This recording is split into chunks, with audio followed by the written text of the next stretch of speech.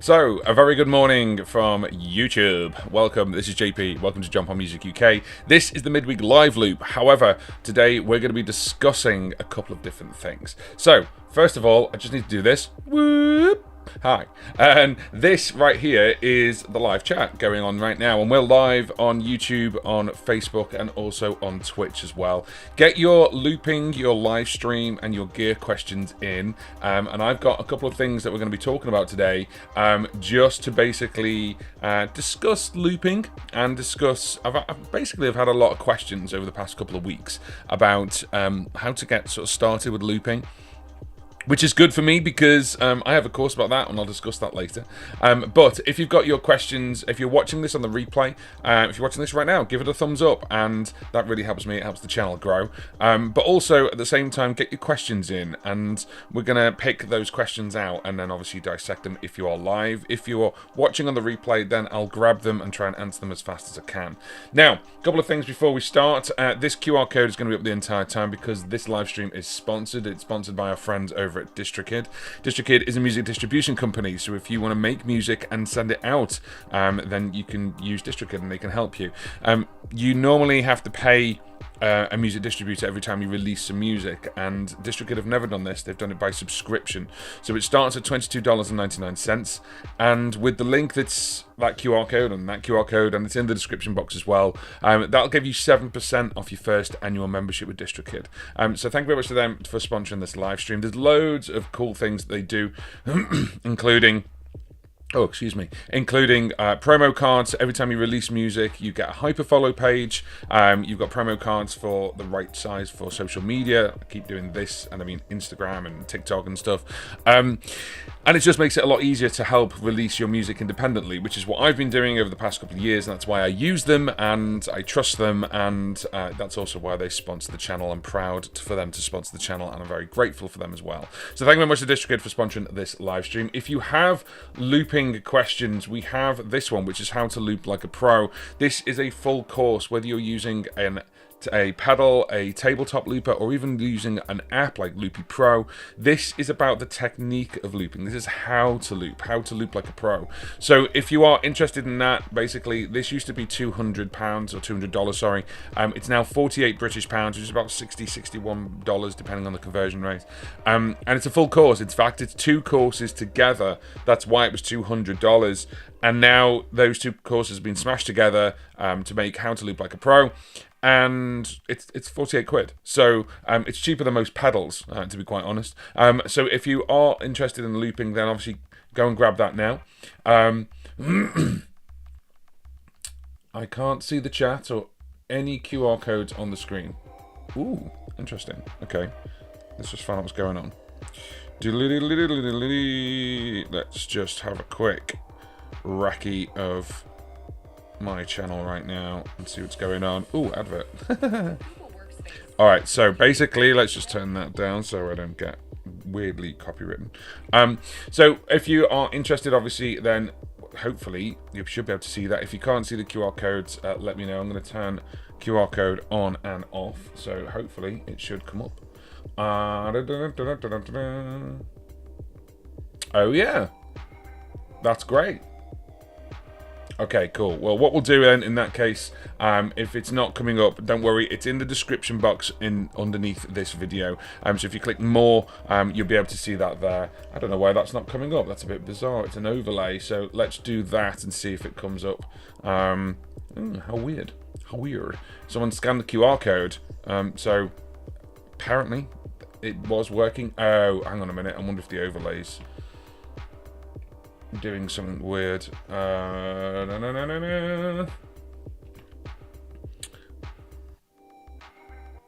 No, it's not doing something weird. I'm in a little box on my own, aren't I? How bizarre.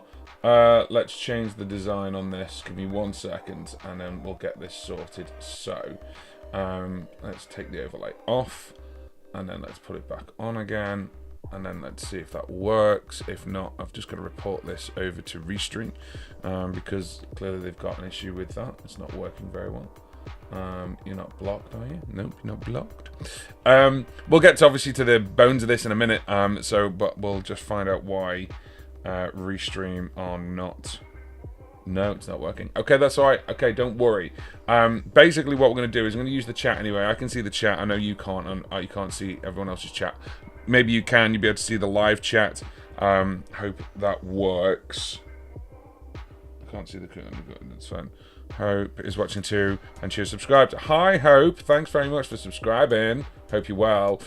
So let me. I've got loads of stuff all over my screen, so I'm just going to take it off because you can't see it anyway. So what's the point? Anyway, there is a QR code that's going to come up my screen. It's weird. It's not coming up.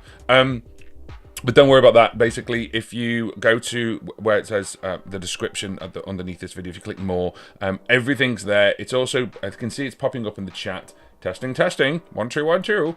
And yeah, so obviously you've got DistroKid there. You've also got my course, which is called How to Loop Like a Pro. So if you are looking at releasing music, go over to DistroKid. DistroKid are awesome. I've been using them for years. So it's all good. ReStream bot.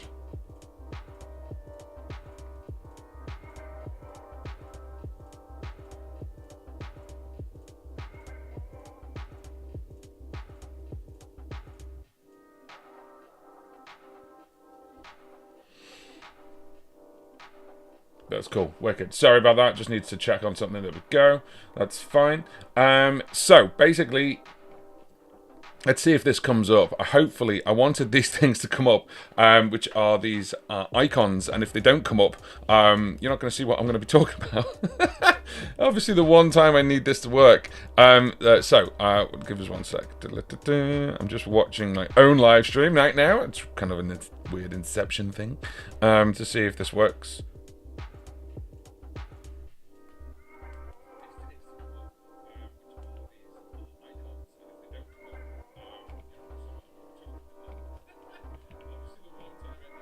All right.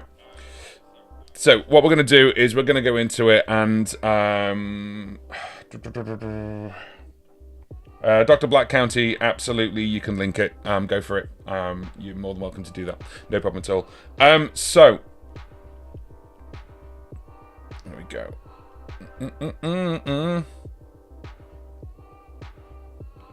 So yeah, so I don't know why they're not coming up. That's bizarre.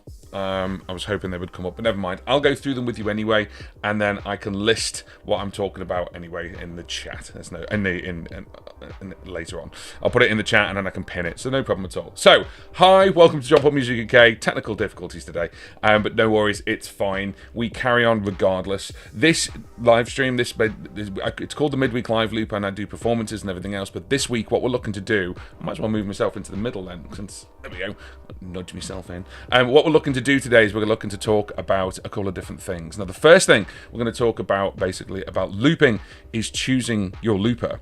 So the first thing obviously is, if you're looking to get into looping, the most people actually start looking at, you know, a pedal. Lots of people think of a looper and they think of a pedal straight away. However, that might not be what's right for you. What's right for you could be a tabletop looper, like the 505 just over there, or it could be an app using on your phone or using on your iPad or whatever it is, or tablet, sorry, just to be generic. The thing is, it depends on what you want out of it. So choosing a looper is as important as looping itself, because if I use the tabletop looper, the 505, which is just over there, and then I'm playing the guitar and I'm not going to be touching the actual buttons, it's kind of the wrong looper. Whereas if I'm playing the guitar and I want to press it with my foot, with my pedal, I can get a pedal for that as an extension, but why would I when I can just buy a looper that is a pedal? However, alternatively, if you're a singer, for example, like Hope is, and Hope actually wants to loop stuff and loop their vocals, then you might want to use an app on the phone. But you then need another equipment. How do you plug your mic in? Or you get a tabletop looper because you've got your hands potentially free. Not saying that Hope has got hands, but it depends what you need. Depends on, obviously, the instruments you're using. So choosing the looper, obviously, making sure it's right for you. That's kind of the first thing.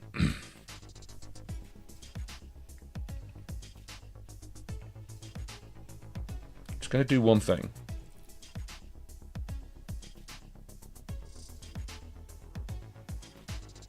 Now, I hope that makes sense to you, whilst I'm just going to do this one thing.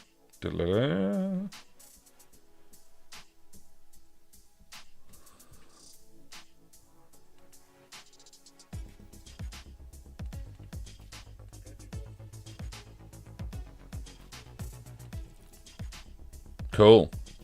So none of the graphics have come up that I did before, which is interesting.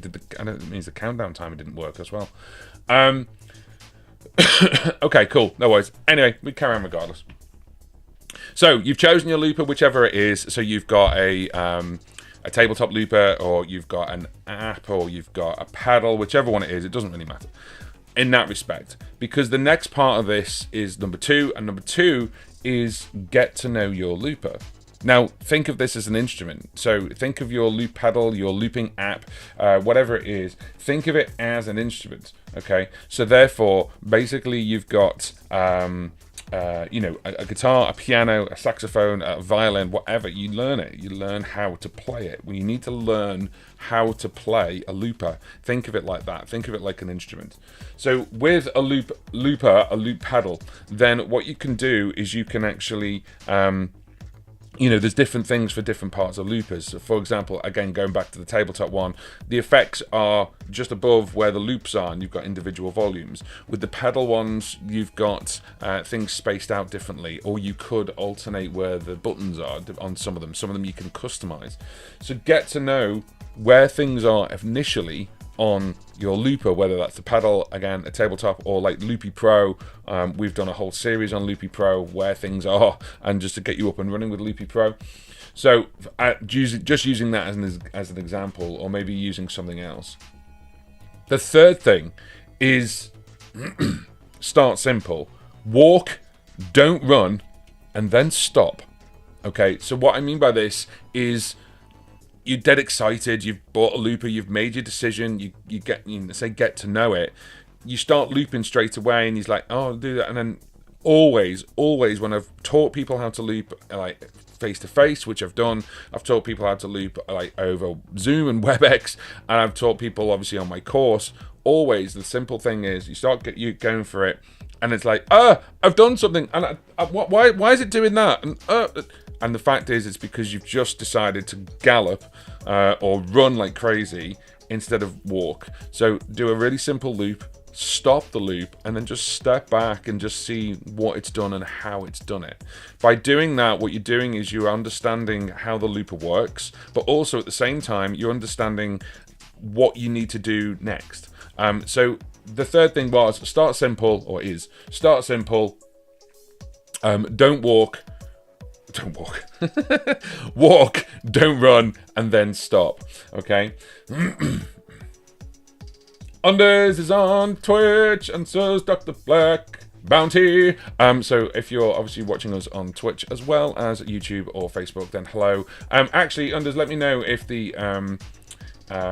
if there's something come up on the bottom and I've got a QR code here. Let me know if that's come up or not, because on YouTube it's not coming up, so I don't know why. It should be coming up, but it isn't, which is weird.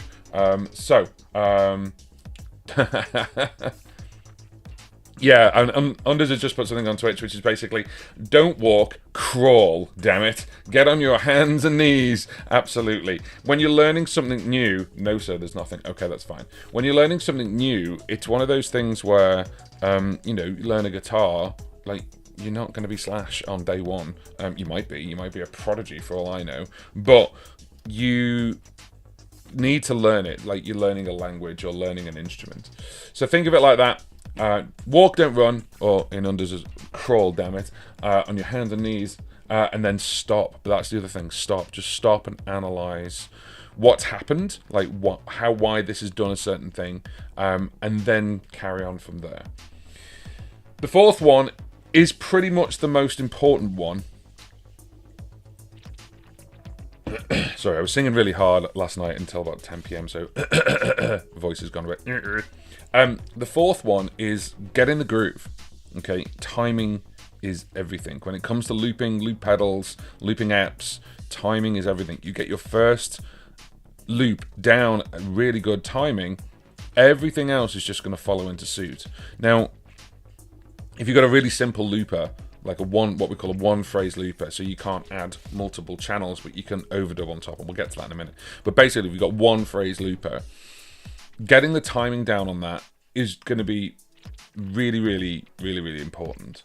And there's a couple of things I'm going to discuss later on, but the timing is paramount. If you don't get the timing right, the groove's going to be off. It's going to feel like the beat's skipping, or it's going to feel really like super lazy to the point where it just feels off. And believe me, I've done it. Everyone's done it because you've messed up or it's not sat right. And Carl Wachner, who is a fantastic loop artist, if you don't know who Carl is, then where have you been? Go and check out Carl's YouTube channel. Amazing guy, amazing loop artist. And we had a conversation about sitting in the groove. If you don't sit in the groove, you sit in your own groove. So if you've got a good like,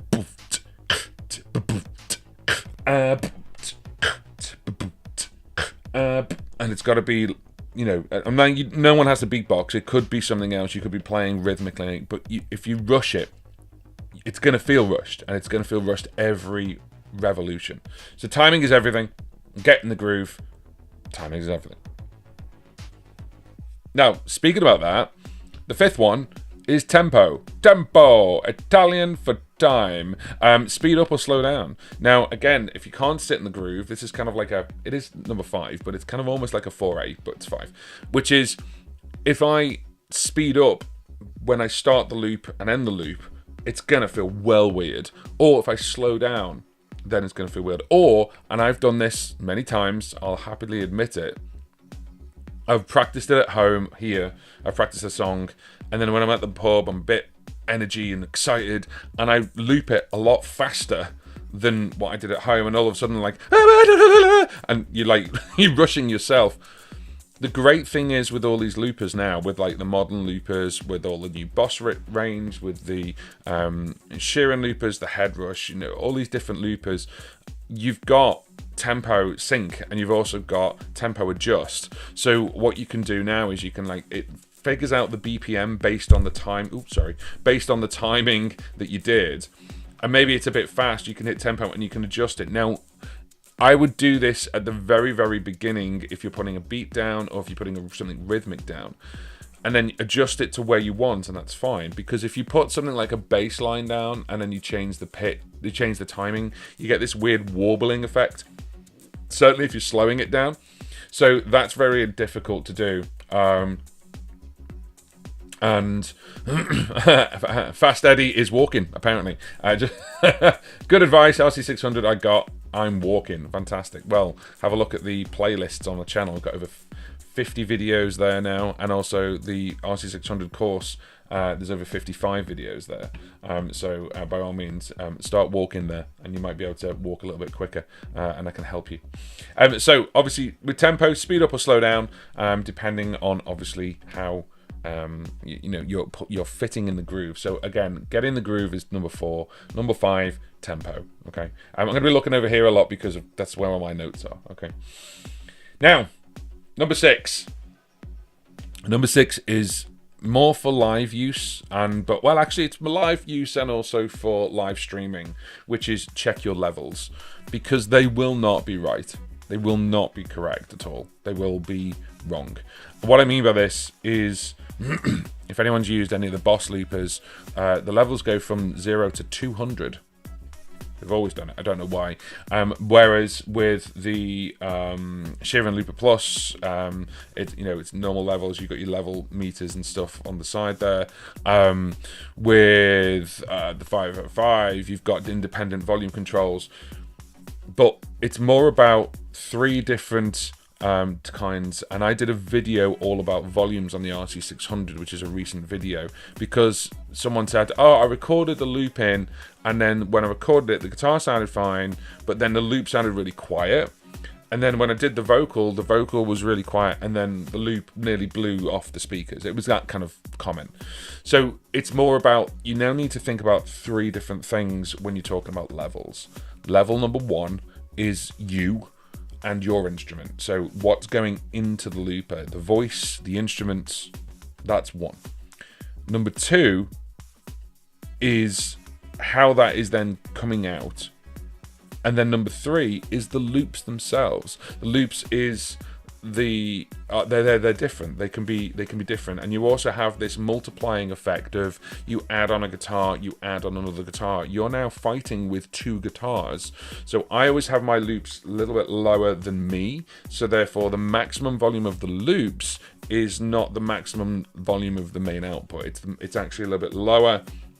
So my guitar and my microphone go in, records the loops, and that comes back out again, and it's actually higher than the loops are. Because imagine your looper a little bit like a band. You want to be front and center, and you want to still cut through, and the loops are your backing, your band, as it were. So therefore the bass, the drums, whatever, you don't want that overpowering what you're doing. So check your levels. That's number 6. They will not be right. Now, oh, my screen just did a weird thing. I am going to carry on putting QR codes up just in case it works. Hey, Semtex, how we doing? If you've got obviously questions about looping or anything, this is the midweek live loop. What we normally do here on the midweek live loop is do performances. As you can hear, singing quite hard last night. So I thought we'd do a little bit of a chat because I get a lot of questions about what I would consider fundamentals about looping. So if you've got questions about tabletop looping, pedal looping, app looping, or even live streaming like this, like what to do when things go wrong and you can't see the QR code, carry on regardless. However, this live stream is sponsored. It's sponsored by friends over at DistroKid. The DistroKid link is in the description box. When I've clicked this QR code, it should have just gone into the chat as well. Someone can verify that for me. And they are a music distribution company. So if you make music and you want to put that music out there to the big hitters like Spotify, Apple Music, Amazon, Deezer, Pandora, Tidal, iHeartRadio, lots of others, including obviously things like social media. You know, when you make like a reel on Instagram and it goes, right, you can add music to it. It can be your music, and that's what I do. I use my own music in my reels and I get paid for that. So basically, every time you release a track, with most music distributors, you have to pay. And DistroKid don't do this. They actually charge you one price per year, which is a subscription. It starts at $22.99. We've got a link in the description box. It is the QR codes, if you can see them. And that gives you 7% off. I'm on the tier up from that. I'm on the Musicians Plus tier. I don't know what Unders is on. I don't know if you're on Musicians Plus or if you're on Label tier now. Basically, you'll still get 7% off whichever tier you pick. The reason I'm on Musicians Plus tier is because I have two different outfits. There's me as John Paul and me as my mate Greg as Tokyo Wasteland. And then also, the reason for going for it as well is you can schedule the date of the release. So you can sort of plan around the release when you're on Musician one. It basically... it puts it up as fast as possible, but it doesn't really give you a date. I like the idea of it giving you a date, but just be aware of that. Top tip, if you are doing that, make sure you plan 4 weeks in advance, because it can take a couple of weeks for it to go up. But anyway, so thank you very much to DistroKid for sponsoring this live stream. And then the other thing as well, there's another QR code coming up now.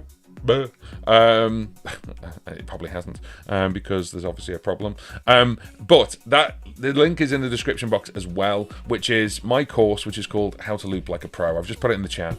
It is basically a basis of what we're talking about right now, which is how to loop as an artist and get looping like a pro. I've been looping for a long time. But yeah, thank you very much for those who have got the course already. I've got some great feedback on it, and we are going to be adding more to that course as well. Yeah, let's go back over to what we were talking about. So let's rerun. So the number 1 is choose your pedal, or choose your looper, I should say. Choose what's right for you. The second one is get to know the looper. There's a wonderful acronym, which is RTFM. RTFM, some of the people who have been on here a long time will know what that means, which is read the manual. Read the manual. But then also, if you've got questions, of course, I'm here. Number 3 is start simple, walk, don't run, and then stop, or as an Unders says, crawl on your hands and feet or in your belly. Number 4, part 1, as it were, is get in the groove. Timing is everything. Get that first one down. And then number 5 is tempo. If you're speeding up or slowing down in the groove, it's going to feel odd. Or if you've done it too fast, you can change the tempo, but make sure you do this at the very first phrase. The alternative is, I've done it too fast, I've got to delete it and start all over again. Number 6 is check your levels. They won't be right. because the way you've just got the looper out of the box, or you've got the looper on your iPad and it's just straight away, you might want to adjust those levels so you're front and center. The looper is now your band. Think of it like that. Or you may actually have loops that you want higher up. So it depends on how you're looping. If you look at a couple of people who loop, they want the drums to be kicking, really hard. So check your levels, because they won't be right. Okay, so number seven. Number 7 is location, location, location. Now this is really for doing it live with a speaker. Oh, I'll put my wrong hand up. That one. There you go. Speaker over there. Whoop, wrong way. There we go. Speaker over there. So this is if you're using any kind of speaker. If you're using headphones, it's not too bad, because you're on headphones and there's no actual sound reverberating around the place. But location, location, location, what I mean by this is feedback and audio delay. If you're doing this at a gig, if you're doing this at like a local pub or something, and you're here and the PA's behind you, good luck, because you're going to have to be really, really precise, certainly if you've got a microphone. Now, if you're just using, I say just, but if you're only using instruments, aka guitars, pianos, that kind of thing, that doesn't need a microphone, something you plug in, you'll be fine. But if you're using anything with a microphone involved, then what you're going to need to do is location. What I mean by location is where you put you and the looper versus where you put the speaker. Now, the other one of this is, okay, you're on a big stage, which I've done, and you've got a full PA, but you've got monitors. Now, I've always gone to the sound engineer when we do a sound check, turn the monitors right down, like almost off, and then I'll tell you like how much based on that. I've done it before where they've had a band on before, I come on, monitors are screaming hot, and then I go boom, and I can hear and it just literally screams, and I then have to say, look, yeah, turn that down.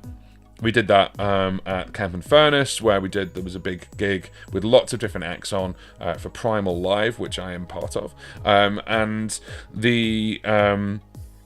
that's what the sound check is for, obviously, to make sure that it's there. If you're just doing it on your own, you haven't got a monitor, but you've got a PA, you've got like a one speaker like system like that, like the Mackie Showbox. There's the Mackie Reach there, which I've used for years, and I kind of like that now. It's not as powerful as that though. Anyway, moving on.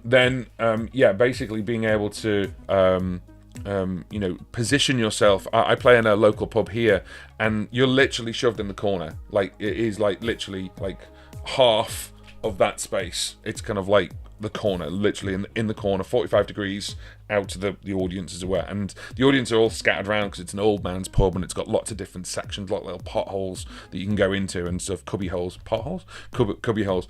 And it's kind of like, right, where the hell do I put my speaker, and where the hell do I put me? So I put me in the corner, and then put the speaker like there, like, so I'm sort of like it's literally just eye level with me, but pointing out, of course. And it's just so obvious you don't get feedback, and you just need that anyway, but also you don't want that feeding back into the looper, whichever looper you're using. So number 7 is location, location, location. Okay, feedback and audio delay. Let's go over to the chat. Hi, Semtex. Dr. Black Bounty says, yeah, I was going to, Doctor, I was going to put your link up on the screen, which I'm doing so now. If anyone wants to have a look at Dr. Black Bounty's track, if you want to have a listen to what you think about it, it's part of Bandcamp, and it's, I'm just going to read it out. I'm just going to read it out for you. https:// all that jazz. Then it is j-flow2, so j-flow number 2 bandcamp.com/track/never-let-you-go. So Never Let You Go is the track. So if you want to give the guy a link and have a listen to it, and then let him know what you think, that'd be really nice. I believe that a rising tide lifts all ships, so we should be helping each other out, going to subscribe to other people's stuff, go and make, think of this as a YouTube channel is exactly that. It's not a channel; it's a program. So therefore, what are you going to do after you finish watching me? You probably watch something else. So therefore, it's like music. You don't just listen to one thing. You might just listen to one thing on repeat, but you might listen to lots of different kinds of music. So we're not in competition with each other. Don't think you're in competition with someone else. The charts in the 80s, 90s, and zeros that no one cares about anymore used to do that. You're in competition. You've got to be number one. Now it's kind of like you've got to you know the whole world's been obsessed with kind of Britain's Got Talent and all that kind of stuff. You're in competition with each other. You're not in competition with each other.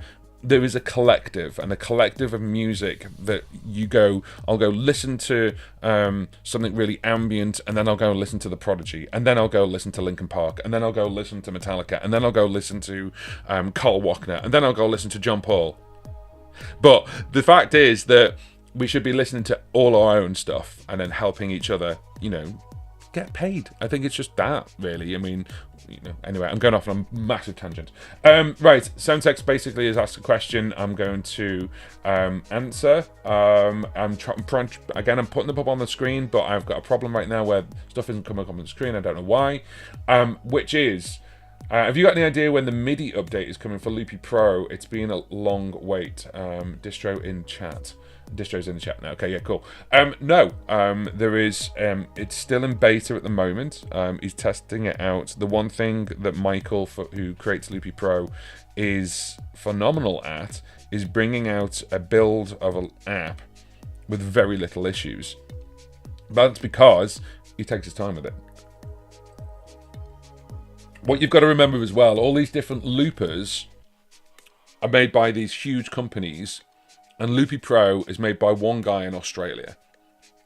So, and it's one developer, that's it. He hasn't got other people. I don't know if he's employed any other people since, but he's definitely just one guy who's doing it for the passion. And he's changed the music industry.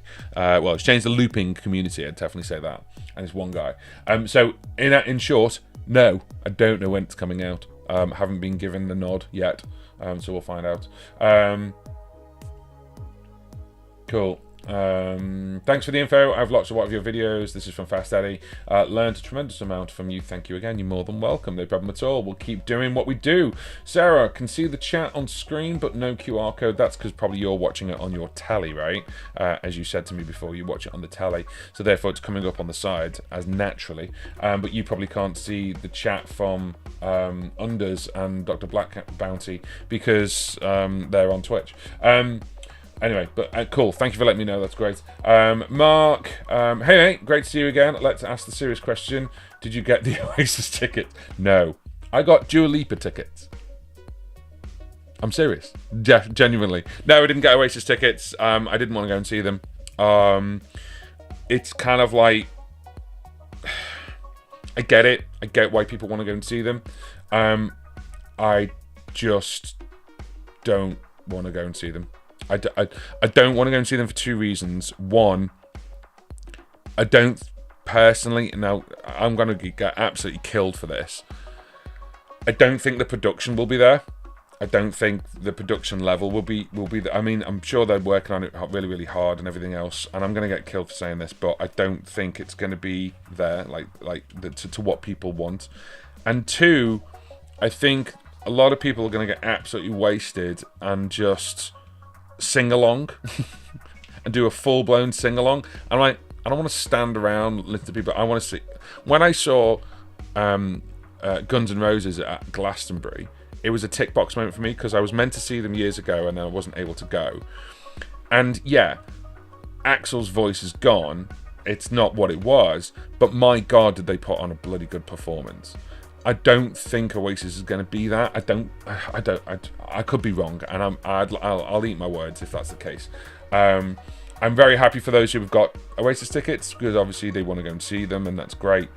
I'm fine. I'd much rather happily see Dua Lipa. So because I think, do you know what? She was the surprise for me from seeing the full band, the production. The way that they do stuff, and it's not backing tracked, it's full band stuff.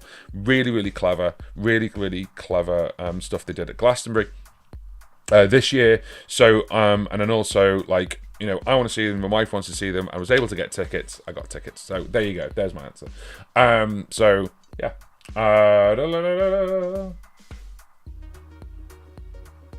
Okay, so I got a question, basically, Dr. Black Bounty on Twitch. The question is, should I just keep going and put it up to Spotify, etc.? It's up to you, mate. I mean, at the end of the day, if you're putting stuff up on, you know, Spotify, that's great. I mean, obviously, I use DistroKid to put stuff up, but then don't limit yourself by just doing Bandcamp. The problem is, let's just say, you come to me and go, cool, I've put it on Spotify. It's like, I don't use Spotify. I personally use Apple Music. Where's the link?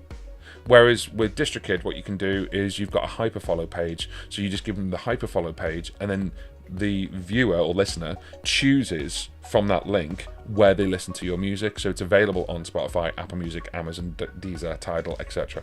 So that's why I use that. However, Bandcamp do some amazing things, and they support artists really, really well. So don't stop. Definitely do that. I think that's really, really good.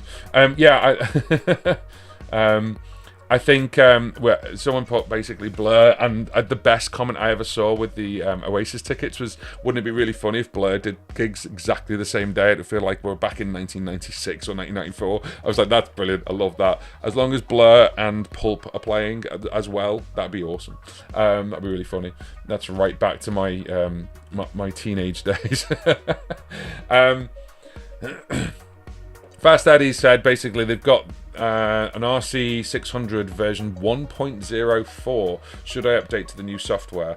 I personally would say yes, but make sure that you save your loops, make sure you save your settings, and I would basically, before doing anything, and the best way to save it now, personally, and my humble opinion, is using John Taylor's RC editor. I've got a video all about that. It is absolutely phenomenal editor, because you can put things back really quickly, you can change things, you can edit things. So for that, yes, go to 1.4, which is the latest. A couple of people have complained about the timing on 1.4. It's up to you. I think it's fine. I haven't had an issue with it. I have never had a crash on my RC600, touch wood. But the reason for that is because I take everything off it. I do a factory reset. I'm pretty anal with this stuff. I then do an update. I factory reset it again with the update on, and then using John's editor, I put things back. I know it's a lot. People can't be arsed with things like that, but never had a crash. It's like a brand new box, out the box, but with 1.4 on it. So therefore, it's not got any bugs, any systems, any problems. So that's how I do it. Cough, cough, cash grab. Brilliant. Oh, 600. Yeah, it's fine. Mark, saw GNR at Coachella. Was good, but get what you mean. Haven't seen Oasis 3 times before.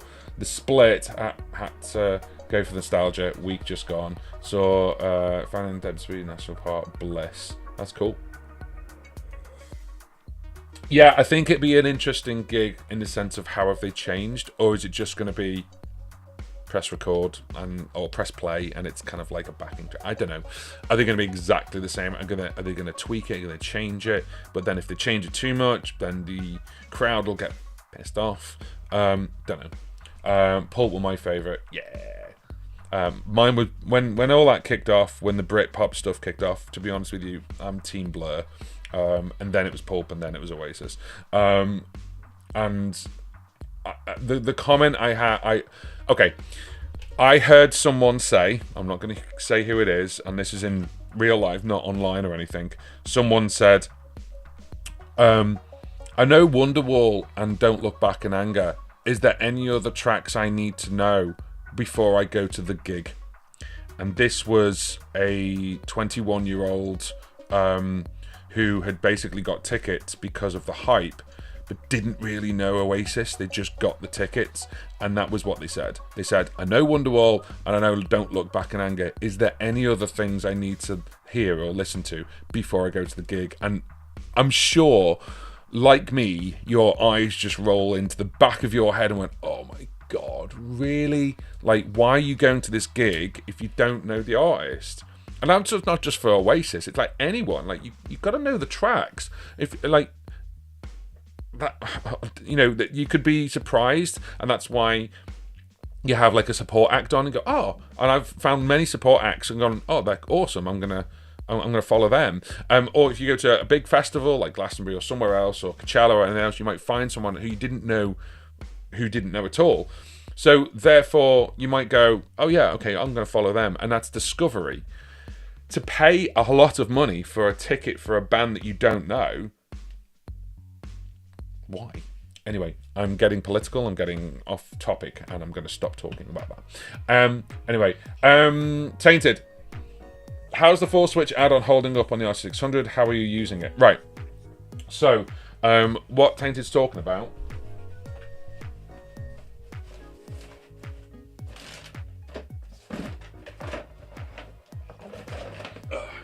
Shot at my arse.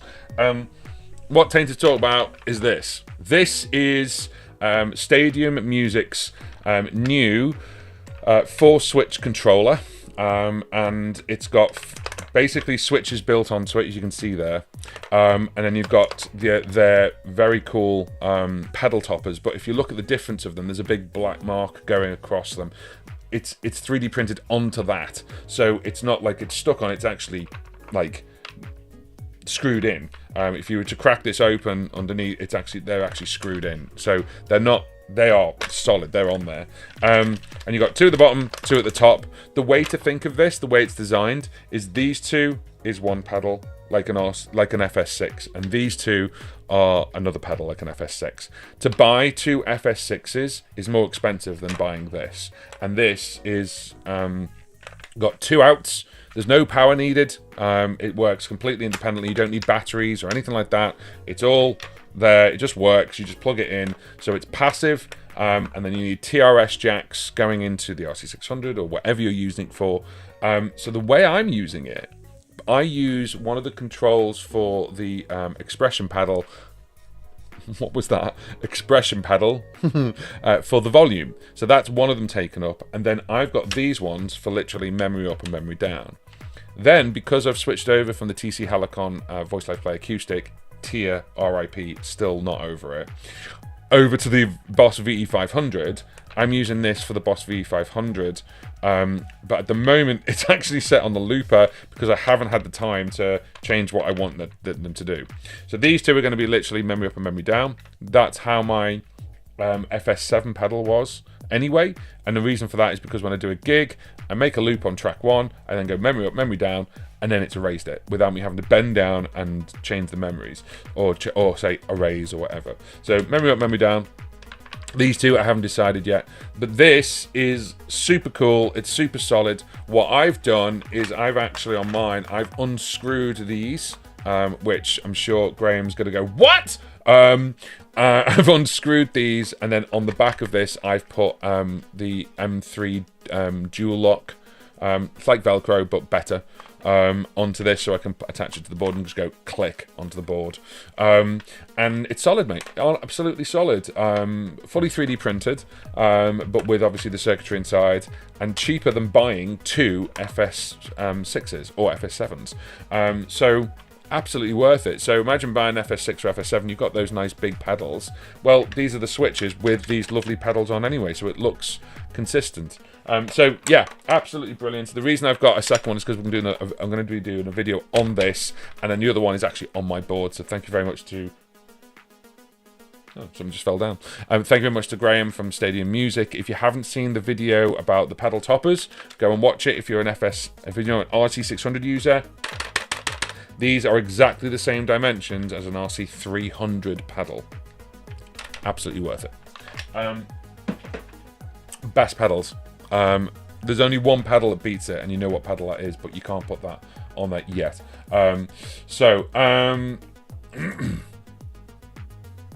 Even when Pulp went pop, they still made great songs. Oh, Suede. Do you know what? You said Pulp, Blur, and Suede. Suede. I genuinely had forgotten about Suede. Yeah, that's cool. If you're just joining us, welcome, good afternoon, good morning, good evening, wherever you are in the world. And we are talking about basically things to get ready for your looper, but we're also completely diversing over to whatever you want to talk about. So this is the midweek live loop where we do performances, but also at the same time we help you out with sorting out your looping questions, your live stream questions, and we're just genuinely chatting. So at the moment we're talking about basically tickets for Oasis and also why I haven't bought them. And now back to looping related stuff. See the nice little link I did there, Mark? And that's actually what you wrote. And now back to looping related stuff. Are you filming some more how do you loop videos? Super interested seeing how other people approach this style. Yes, so if you're not familiar, How Do You Loop is a podcast. You can get it at any of your podcasty places, but also it's a video podcast. YouTube have turned it into a podcast because it's video podcasts. And it's a load of interviews. It's a load of interviews with other people from around the world. And the whole point of it is, what do you use to loop with? Why do you do it? And how do you use that tech? And it's super niche, but the thing is, it's actually got really popular, and the reason for that is because people are looking for answers of why they do it. Now, the answer is, to answer Mark's question, are you going to be doing more? Yes, I'm going to be doing more. The problem is, because it's just me on my own doing all of this, doing the videos, doing the courses, doing the podcast, doing everything, it takes a bit of time. And then it also takes time to hunt people down and get them on Zoom and just record them. Some people are like, yeah, I'm super, want to do it, it's fine, everything else. The other thing as well, I want to actually get a couple of people from different genres as well, mainly because I'm super interested in how people do it in different genres and how you could apply it to your own. So the one genre that I always sort of follow that I don't really do myself is the beatbox, the Swizz Beat Beatbox Championships. So like the looping championships, the solo championships. I am in awe of people making all these different noises but with their mouth. And they're amazing, but then they use the loopers, they use the tabletop loopers, but they have like sets of effects, and that's the bit I'm kind of taking from it, is like how they set up their effects, and they're using the banks of effects, so things like that. So to answer the question, yes, we're going to be doing more how to do loop videos. The goal is still to get the big hitters of loopers, so Ed Sheeran, Katie Tunstall, a couple of others as well, Mark Rebelle, I really want to grab him. So Mark, if you're watching and you're bored and you're watching my stuff, get in contact. Or if anyone knows him, tell him to get in contact. Paul Davids as well. I'd like to get in contact with Paul Davids, because Paul Davids is a massive YouTuber, but he's got his own looping course, and that's cool. And I want to speak to him about how he loops and what he would choose. Ed Sheeran, obviously. Mike Love is just the hardest man to get hold of. Alex Hutchins, I Am Karaoke. We spoke, and they're super feel uncomfortable doing an interview, and that's fine. I get that. It's really, really terrifying, but also I try and make it as not as terrifying as possible. And then the other people as well, the person who is super hardworking, the three people who are they're all super hardworking, but the three people at the moment super hardworking, can't get hold of. Spoke to one of them, and then they were like, yeah, totally, we'll do it. And then they went on tour, which is the Beatbox. And then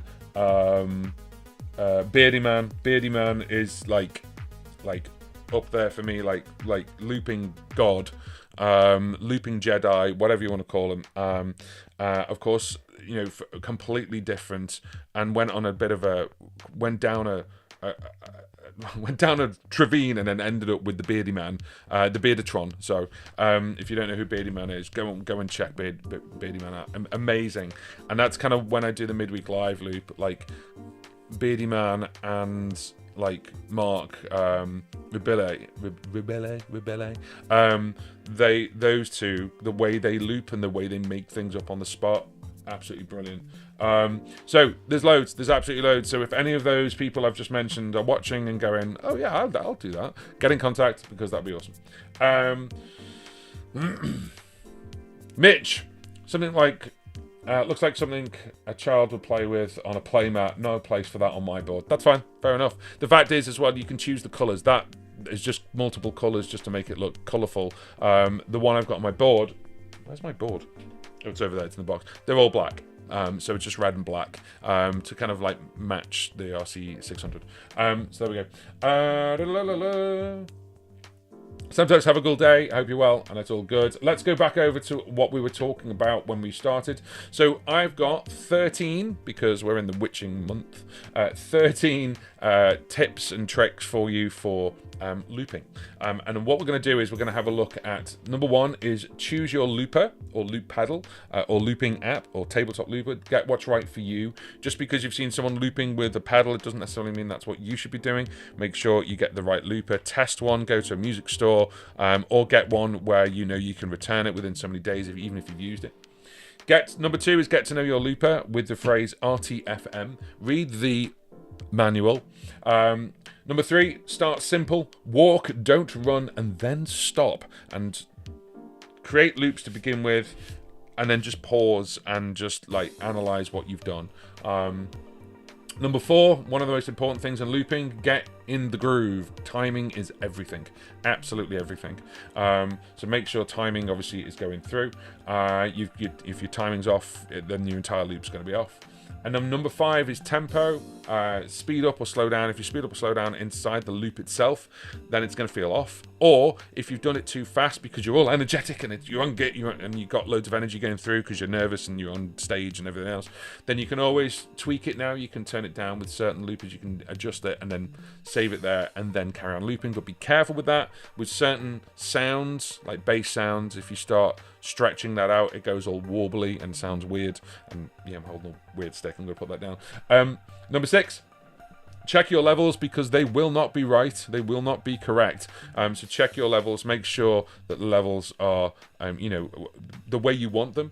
For me personally, it's kind of making sure that my vocals and my guitar come through on top of the looper. When I'm doing the keyboards, I just want to make sure that obviously, if I'm doing the tabletop looper and everything else, that certain sounds come through, so the kick drum noise is punching through, things like that.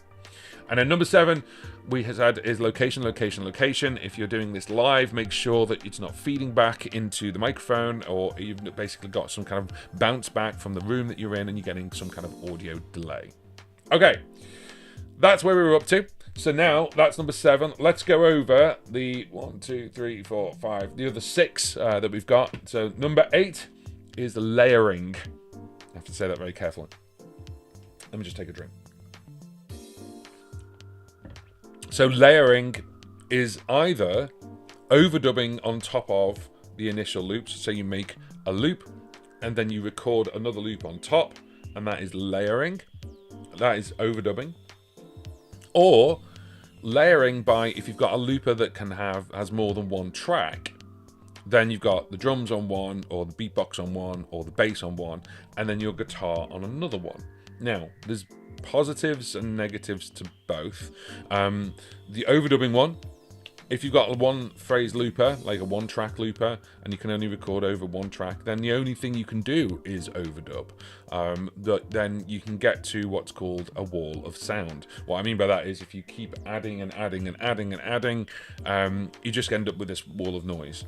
Now, the older loopers, the really old loopers, I started with the Akai Headrush E2, and I've just found out, was it last week, someone messaged me on Facebook, and they are still using that looper. How on earth are you still using that looper? Apparently Katie Tunstall has still got that looper as well. That is who got me into this. I mean, I've seen people looping me, but it was Katie Tunstall who went, oh my god, that's the answer. I've moved on from the Headrush E2, but there was no undo, there's no redo, there was no tempo sync. You could only plug in a jack, so therefore if you want to plug a microphone and your guitar in, you need a little mini mixer. It was a nightmare. Now with other loopers, if you make a mistake, you can undo it and then you can put a new one on. But you can get creative with a one phrase looper. So for example, you put your phrase in and then you can put a lot of harmonies on top, and then and that could be for the chorus, and you take those harmonies away. So when you take those harmonies away, you're doing the verse, and then you can redo and bring them back. So you've actually got a second phrase that's kicking in. So with most loopers, it's the last recording, And that also doesn't matter how many times it goes round. So let's say you do a 3-part harmony, but the recording is open for all 3 as you put them down. That is one recording, and that is one loop on top of the other loop. So therefore you can take it away. Most of them you have to like hold down for like 2 seconds. And it undoes the recording, and then you hold it down again and it puts it back on.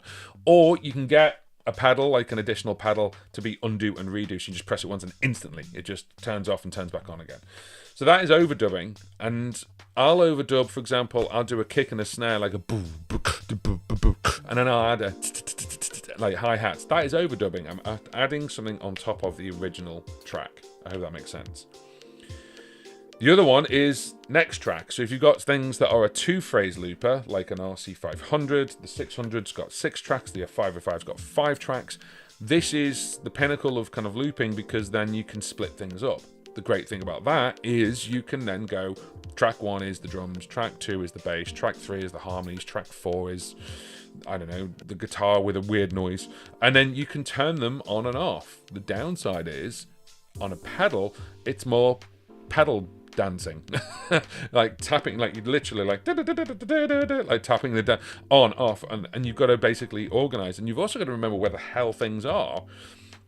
So I typically have the same structure on mine when I'm doing looping. When I'm looping it like a 2-hour gig, I'm doing a gig next week, and I'll be looping a very, very similar structure. Track 1 is drums or beatbox, track 2 is bass, and track 3 is harmonies or the guitar.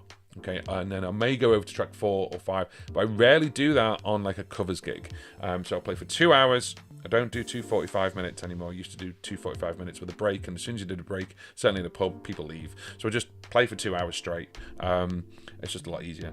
And pubs are happy with that because they get more out of me. But I'll do that, but then you've got to understand the structure. And people look at the pedal and go, oh God, how do you know where?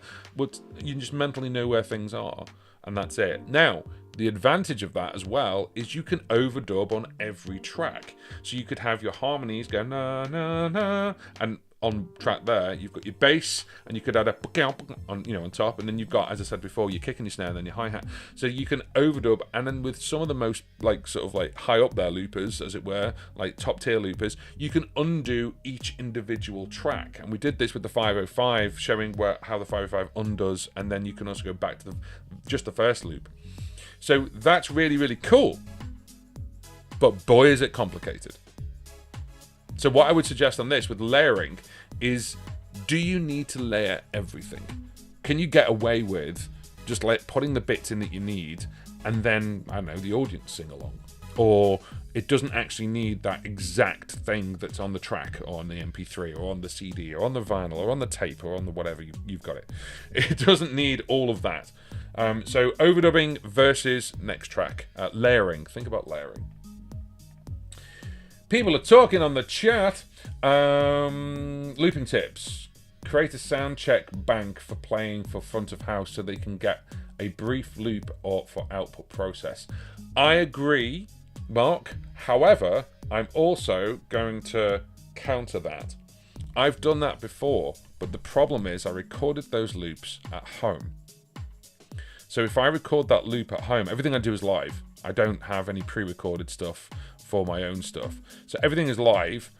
The problem is, if I make a drum track at home, like a beatbox track, and I save it, and then I've saved it at a certain volume, and then I play it back through a massive PA on a main stage, it might be really quiet, or it could be booming loud, and I wouldn't know because I didn't create it in that room. There's also a reverberation situation with that. It's a great, great tip. Don't get me wrong. I love that tip. Create a sound check bank to play for front house so they get a brief loop for output purposes. I get that. And the only thing about that is, obviously, if you create a noise, it you know, in one room, if I create noise in this room and then play it back, you know, on a different sound system, it might have a different sound frequency. That's the only thing I would say about that. However, it's still a great tip, obviously, so they get a sense of what's going on. The other thing, obviously, Mark's just said is looping tips don't take too long to get to the song. We'll get to that in a minute, don't worry. And then another one, if you record the snare sound by hitting your strings, like that, throw on a reverb with a long delay and cut the sound before it fades.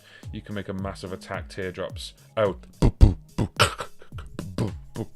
yeah, that sound. That's cool. I like that. That's wicked. Yes, so we'll get to the other bit. That's actually one of the things about that what we need to talk about. Where's my captions gone? There they are. So, number 8 was layering. Number 9, rhythm guide. Now, we've talked about timing and tempo, and I've actually put in the notes, rhythm guide, your drummer has arrived. If you're really struggling, and most people do. Most people struggle with loopers. Most people go, this isn't working for me. I'm not happy. And then they put a looper in the drawer, and then they forget about it. And that is the number one turn off that basically people have about loopers, because they're like, it's too hard. I can't do it. For whatever reason. So the problem is that it's because of timing, and it's because of that number 4. Getting the groove timing is everything. So a lot of loopers now will have a drumming section or a rhythm section, and with that you can then, and a lot of them will also sync. So if you actually put the drummer in, you say, right, this track is going to be tap tempo, or it's going to be so many beats per minute, and then as you start the drummer and you play, the loop is bang on. It's bang on and it's fine. The other option as well is you might not want to go boots and cats and boots and cats and boots and cats. You might want an actual drum track because you might be doing, I don't know, heavy rock, or you might be doing stuff where you want a cajon sound. So you've got tracks there. There's RC600, R505, RC10R. You've got basically sounds on there that is like a cajon, and it's got a natural sounding cajon player. Or you've got ones that sound like an absolute rock kit. So having a drummer, there's no worry with that. My personal thing is I don't use the rhythm section. I do the beatbox stuff. The other downside of that, and I've had it before, and I'm a victim of my own my own creation for this, which is I've then gone from one song to another, a bit tired, about 3/4 of the way through my set, and I've gone, what's the drum beat for that? I can't remember. Oh, I've done it a little bit too fast, or I've put it in the wrong way. And then the problem is then you've got to play to that, or you've got to delete it and start again. So that, having a drummer with you, even if it's just like a fourth on the floor, boom, boom, boom, boom, you don't have to worry about it. It's there, and as you hit the loop, it's recording in time to that, and then therefore you're in time, and it makes it a lot easier. I do like the idea of adding things like a cajon sound to my stuff, which I'm looking into at the moment.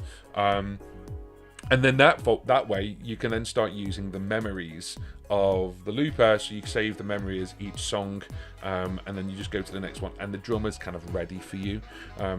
Or if you've got something like a beat buddy, if you don't know what a beat buddy is a little pedal that is a drummer in a pedal. It sounds really realistic, sounds really cool, and you can sync it to it. Then you can change your beat buddy to whatever it is. So number 9, rhythm guide, your drummer has arrived. Number 10. What? Steph, how are we doing? Thank you for all the tips. Steph has an RC500 question. I have a question for the RC500. I have a MIDI controller that I can't move the memory, increase or decrease, more than one memory at a time. I tried toggle or momentary, and it's the same thing. The RC5 can do it, but not the RC500. It's not ideal live to click 25 times to get to the next memory. I don't know what else to do. A foot switch. No, don't get another foot switch. Steph, tell me which MIDI controller it is, please, and why would it work at a 5 and not a 500, because 500's actually got more things on it. Let me know that while we go over the next thing, and we'll come back to you. Number 10, save your creations. Okay, now this is, imagine you're new to looping, you've picked up your looper, whatever it is, you've created something on Loopy Pro or a tabletop looper, you've got your tempo right, you've got your sound right, it just sounds great. And you're like, I want to save this. What people do is let's just pick a Boss looper, a Boss pedal looper, just as an example. What they'll do is they'll go enter and exit to click write, or it writes it to the memory, and you've got 99 memories, and they'll write it to memory 1. You've just made a massive mistake. And the reason for that is because you've got your settings all right, and that's all fine. You've just saved it to memory 1, and you go to memory 2 to create something new. Do it the other way round. So what I would suggest is before you put any loops down, get the settings that you want right first on memory number 1, and then write that and save it as a template. Whether it's on, doesn't matter what looper it is, just save it as a template. I've got templates for the Loopy Pro, for my 505, for the RC600. I'm creating one for something else, and can't talk about that yet. And anyway, I've completely got off track. And then you create a template, and that is memory 1. Then you create your track, your loop, your whatever. You change the drummer, you change this, you change this, you change this, and you add in this, and you make this amazing creation. You want to save it. You click right, which is on a boss looper. It's exit and enter together. You click right, and then it asks you where do you want to save it. You don't save it on memory 1. You save it somewhere else. Memory 50, memory 20, memory 2, memory 99, whatever. Save it somewhere else. And therefore, when you saved it to somewhere else, when you go back to memory 1, which is your template, it's ready for you. That template's ready with the settings you've got. I'm sure you don't. Siri's not going to understand about looping. So it saved it for you, and you're ready. So basically, what it means is that your templates, your settings, your effects, your levels, your volumes, they're all ready for you to create another creation. Okay, you can change the drummer, you can change your inputs and everything else, but it means you've got a template to play with to begin with, and it just saves you a hell of a lot of time. Imagine doing it the other way. You save this thing to memory 1, great. Go to memory 2, right, I've got to set everything up again. I've got to set my levels, my rhythm, my effects, I've got to change. Imagine you've got banks of effects. How annoying is that? So use memory 1, the first memory, as a template. Save that template with no loops on it, no audio whatsoever. And then when you create your creations, save that to somewhere else, one of the 99 memories. It's over there. You can always move it around. With the 505 and the RC600, if you've got the RC editor by John Taylor, which again, I've even got a link which gives you money off that. So if you go to the video about that and go to the link there, there's a one with money off. Go get it. Then you can save it somewhere else, and it's like basically putting that song to one side and go, right, I've saved that now, all good.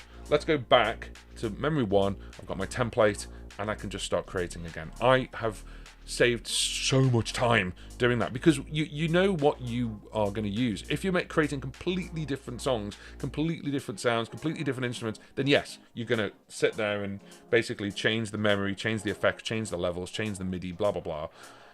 But 99% of people don't do that. So save a template, save your creations, get it right for you.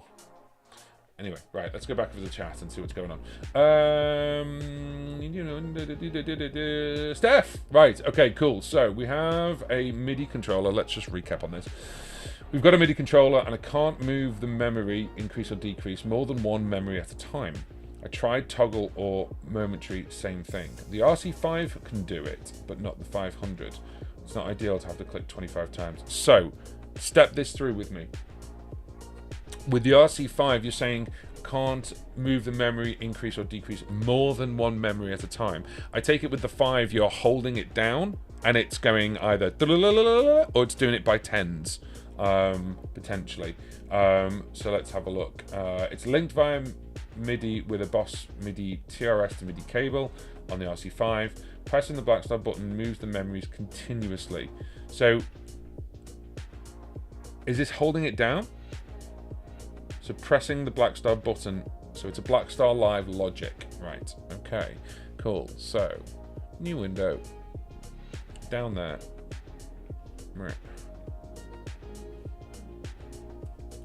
Black star live logic. Okay.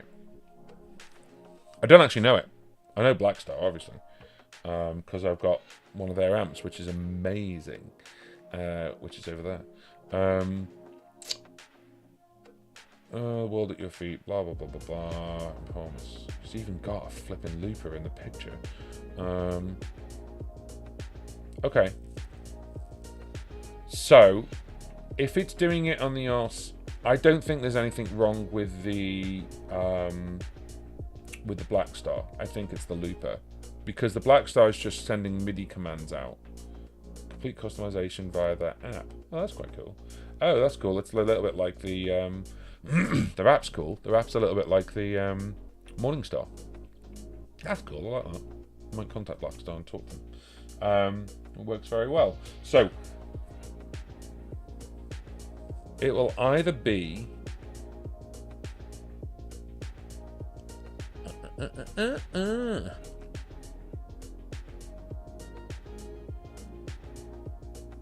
right. It works very well. Black Star app is great. Okay, it'll either be one or two things, because the presets on the RC500 and the RC5, the RC500 is just more, but it's the hold down. So the hold down should just be going. No, it's not that. Don't worry about toggle or momentary. It won't be that, because if it works on the RC5, it's exactly the same MIDI command, right? So you're sending the right MIDI command to the RC5, and by holding it down, that's just saying go go go go go go go go go go. It's just doing the same MIDI command multiple times, and therefore it's like up up up up up up, down down down down down down down. Like that's all it's doing. So therefore, it'll be the RC500 that's got the wrong command for it. So if you've used, question for you, have you used a CC or a PC command for this button? If it's a PC command, that could be the problem. And if it's a CC, momentary, on value and off value, custom profile.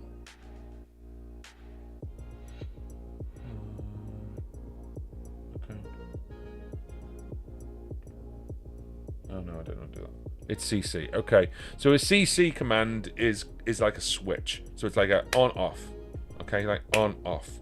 The thing that I found with the Boss ones is when I use the Morningstar, if you use anything else, any other MIDI controller, sorry, let me rephrase this.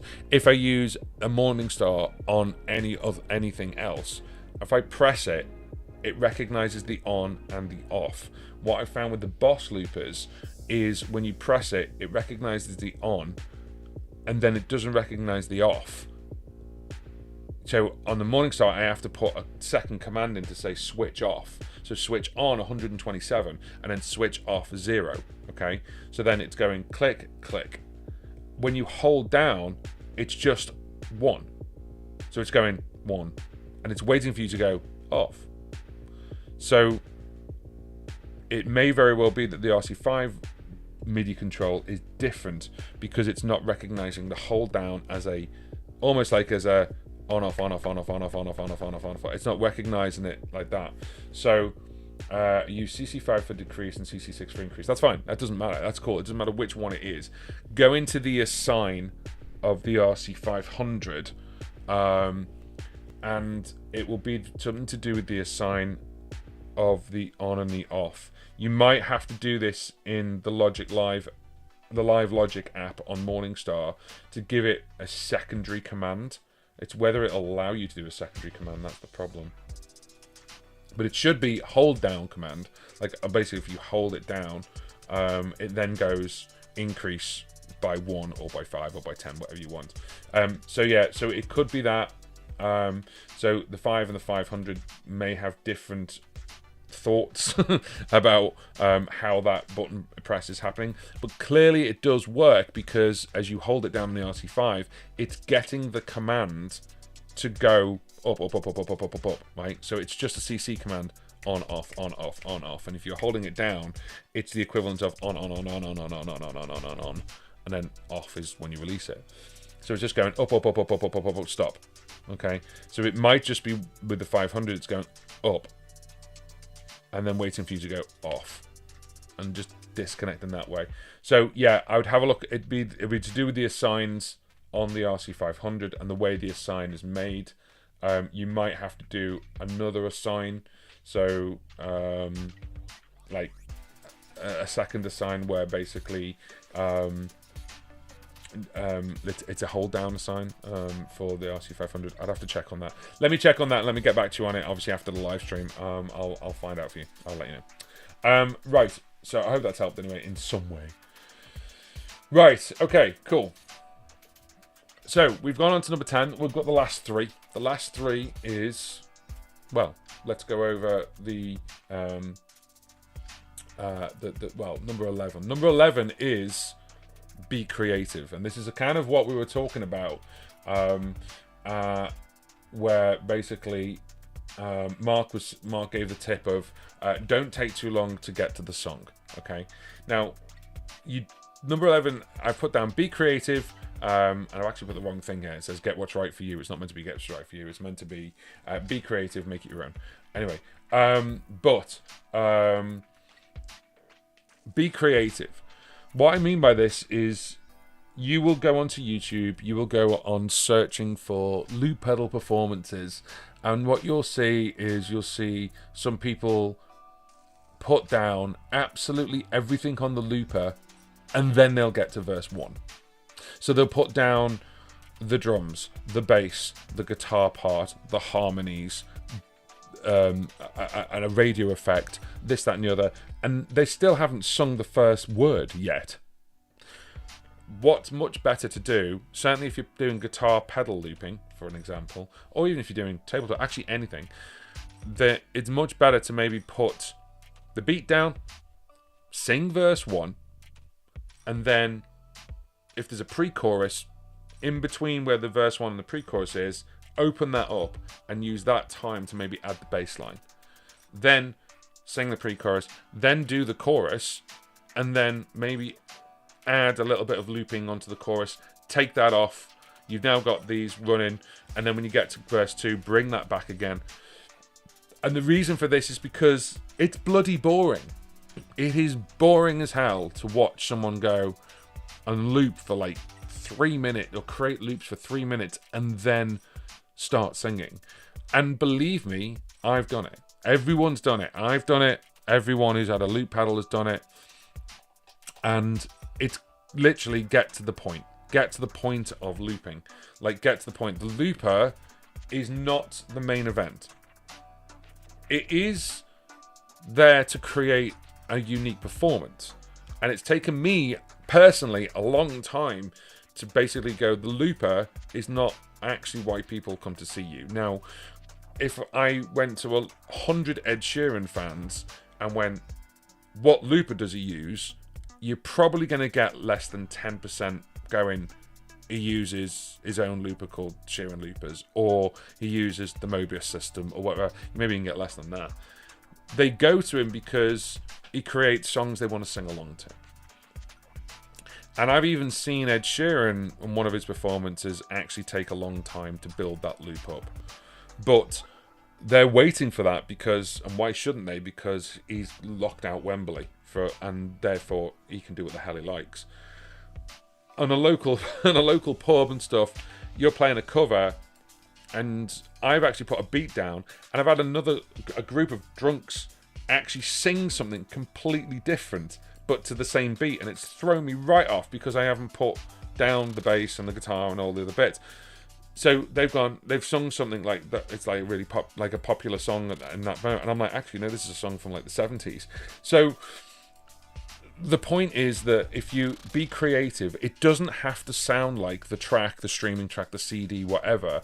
It just needs to sound like you've got a bit of, something going. You can add stuff on in between the songs or add it later. Or, as you may have well seen last week, you can make completely your own version. Like I did a Foo Fighters-esque version of Fix You by Coldplay, spurred on by both Sarah and Nine. Thanks. So building the performance over time, first of all, saves you time, even though it might feel like the song's a little bit longer, but because people want to just get to the point. They want to get to either sing along with it, or they want to, well, that's it. That's all they want to do. Now, the downside of this is it's not going to sound like the CD or the MP3 or the streaming site, streaming track. So therefore, if you do things like split stuff up, people who want to sing along, certainly when you get to the chorus, it'll be like, oh, he has not got to the chorus yet. So you have to choose where you're going to separate it or where you're going to do stuff with it, okay? I would normally add stuff after the chorus. I normally add a beat real quick, as quick as I can. And then I'll try and add a bass line as soon as possible, really. And then I'll sing that. Or I'll sing the first verse, and then add a bass line, and then, or verse part 1, verse part 2, and add the bass line in the middle, and split that up. Because you don't really want to split up just before the chorus, really. But that's obviously different. Everyone's different. And of course, if I'm making like improv stuff, it doesn't matter, because when I do the improv stuff on the 505, it's completely improvised, and that's it. Whereas if you're doing stuff that sounds like other people's stuff, then you know you want to get to that point where people can sing along or people know the track very quickly.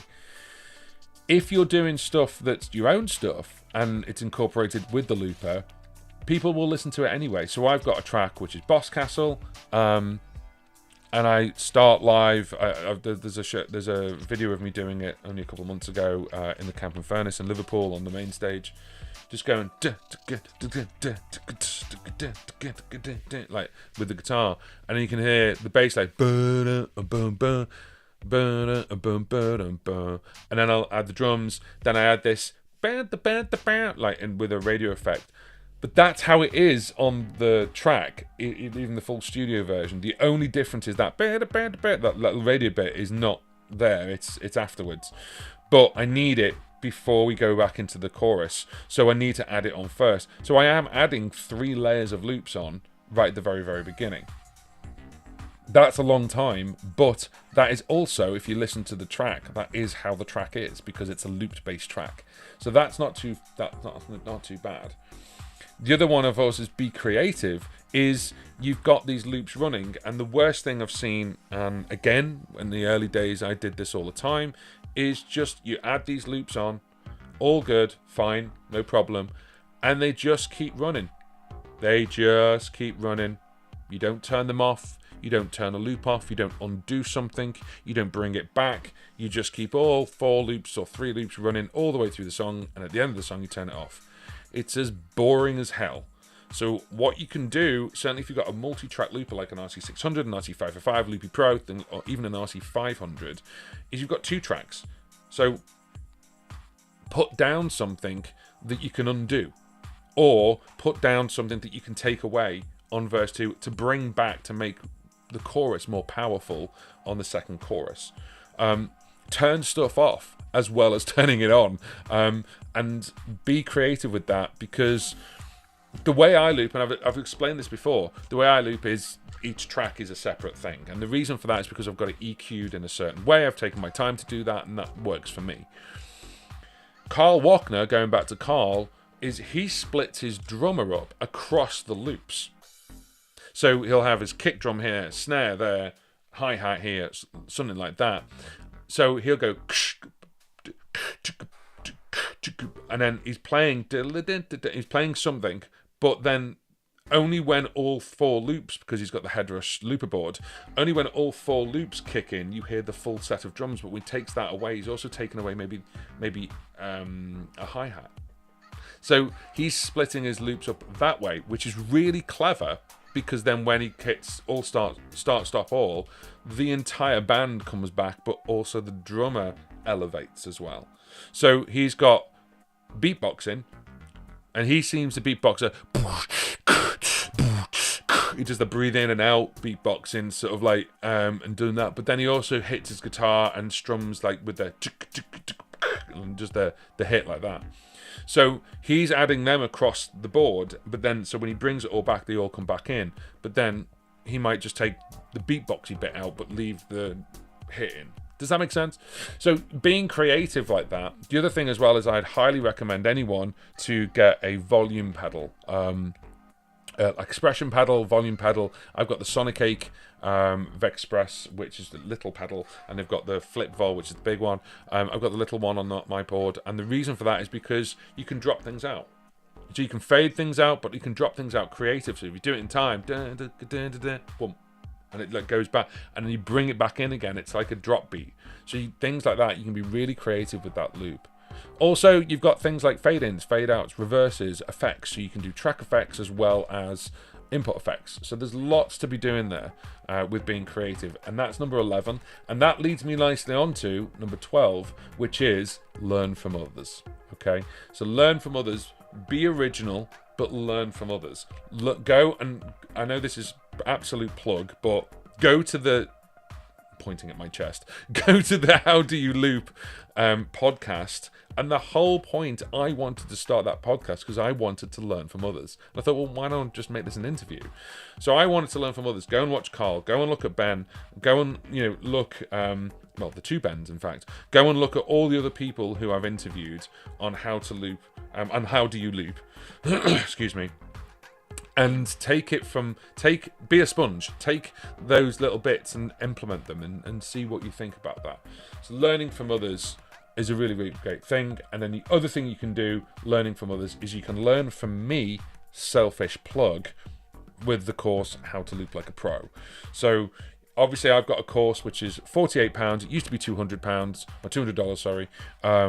And that is a full-blown course going right from the very beginning to some really advanced setups, using different loopers all the way through, using a tabletop looper, using Loopy Pro, using different pedals all the way through the course to showcase that it's not about the looper, it's about your technique and how you loop. Does that make sense? So literally this is called How to Loop Like a Pro, not how to use this loop pedal. I've got courses on the RC500, the RC600, but this one is about how you loop no matter what you're using.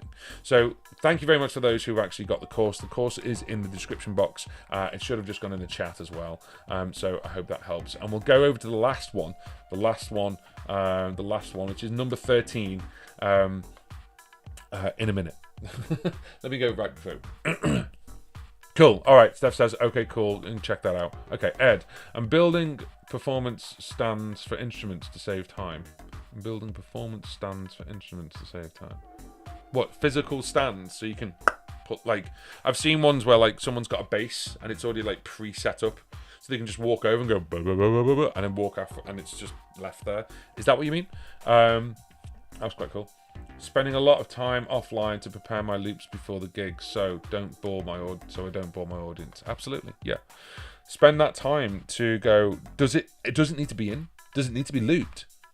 Like, I'm currently figuring out 1 or 2 covers that I'm trying to add to my repertoire, and one thing I'm trying to do is go, right, that's what it sounds like on the track. Do I need that bit? No. I stumbled over, I'm funnily enough doing a Dua Lipa track, which is Levitating, and at the very beginning of the track, you hear those vocals, ba ba ba ba ba ba ba ba, and then if you wanna go like that, basically that intro, and that intro's there, and it's also as a link, like sort of like a link in between the verse and the chorus, just to break it up. And I was like, how am I gonna do that? How am I gonna do this whole thing? Now I could actually use it almost like a sample, and I could actually have it in the loop and press it, but then my track's not built up, and then if I don't do it in time and blah blah blah, and I thought, you know what, I don't need it, just don't play it. People will sing along anyway to the chorus. They don't really care about that. Ba, ba. It's nice, don't get me wrong, it's a nice part of the track, but that's from the studio. It's not, well, she does it live because they've got a full band to do it, and they've probably got a sample, or I can't remember if they've got a sample or they've got vocalists. She's got vocalists. So, but I think it's sample based. So I could sample it, or I could try and recreate it live, which would take more time. It's too much time. Forget it. So that's out. So things like that. Think about, does it need to have that little? Does it need it? Possibly not. So it's up to you. It depends on what you want to do with it. Make sure that obviously you're putting in what you need to make sure the track is successful, but it doesn't necessarily need to have every little bit in it.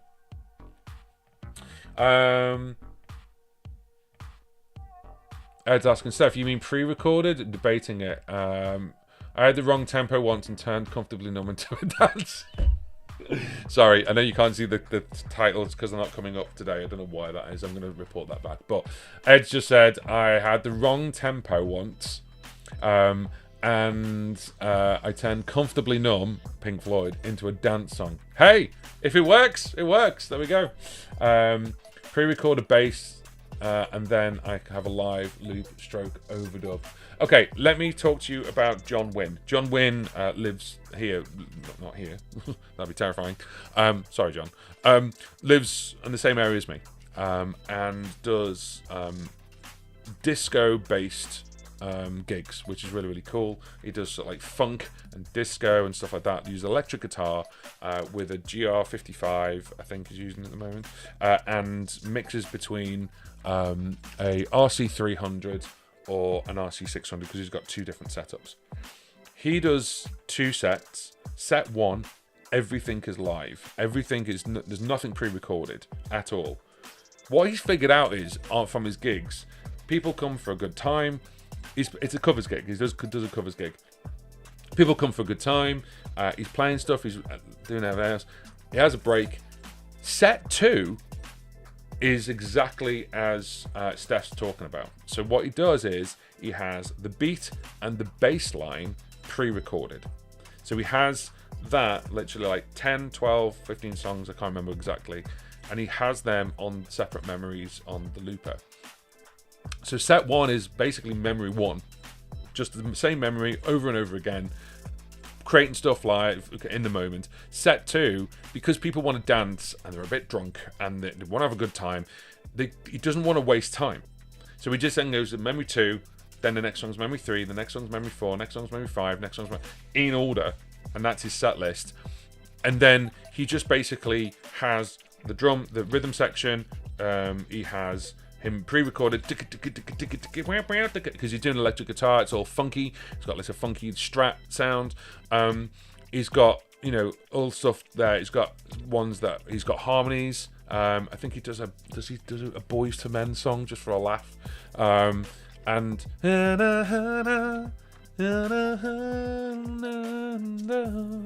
he does that live and he adds them all in, but then when he gets the funky stuff, it's like next. It's just like next song.